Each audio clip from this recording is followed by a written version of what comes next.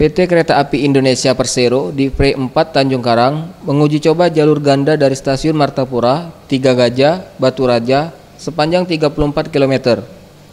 Sudah sejak 2 Mei kemarin double track ini dilakukan. Double track tersebut bisa membuat kapasitas lalu lintas kereta api pengangkut batubara dan penumpang meningkat.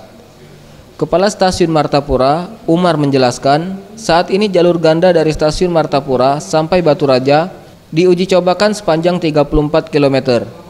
Ia menghimbau bagi pengendara baik roda 2 maupun roda 4 saat melintas di rel perlintasan kereta api agar berhati-hati saat melintas.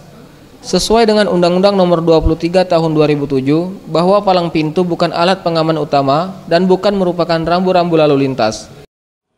Jalur ganda lintas Batu Raja sampai dengan Martapura mulai tanggal 2 Mei 2018. Untuk itu kami menghimbau kepada masyarakat untuk supaya lebih berhati-hati dan mengutamakan keselamatan.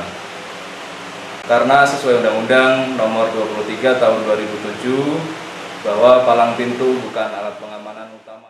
Tim Liputan, Sriwijaya TV.